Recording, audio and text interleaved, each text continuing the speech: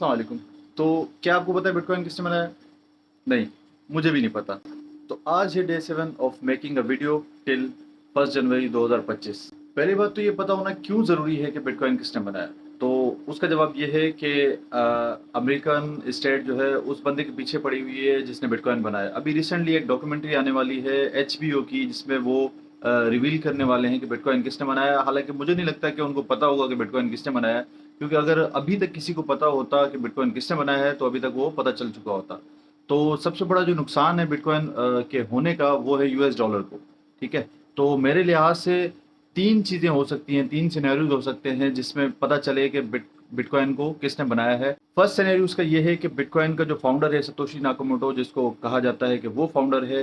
हालांकि एक जो पर्सन सतोशी नाकामोटो के नाम से था, उसने ये डिनाई किया है कि मैं फाउंडर नहीं हूँ। ठीक है, तो अगर वो पर्सन कोई भी है एक्स वाई जेड, तो वो अभी तक या तो मर चुका है। दूसरा इसका सिनेरियो ये हो सकता है कि ये किसी स्टेट का काम है। मतलब ऑब्वियसली डॉलर को वीक करना है तो किस स्टेट का काम हो सकता है? Russia, China.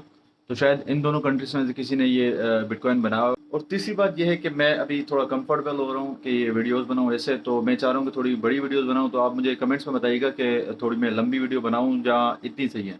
ठीक है, तो तीसरा पॉइंट ये है कि ये हो सकता है कि बिटकॉइन बनाने वाला जो है वो अपनी कीज़ भूल गया हो। वॉलेट की कीज़ होती हैं, जो क्रिप्टो करते हैं उनको पता है कि वॉलेट की कीज़ होती हैं।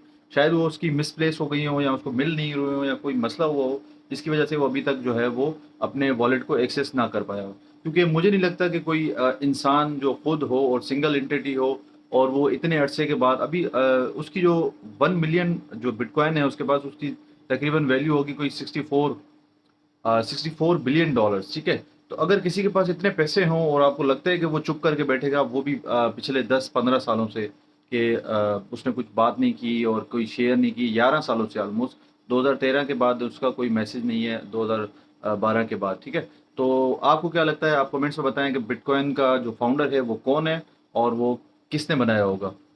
तो मिलते हैं अगली वीडियो में, तब तक के लिए अल्लाह हाफिज़।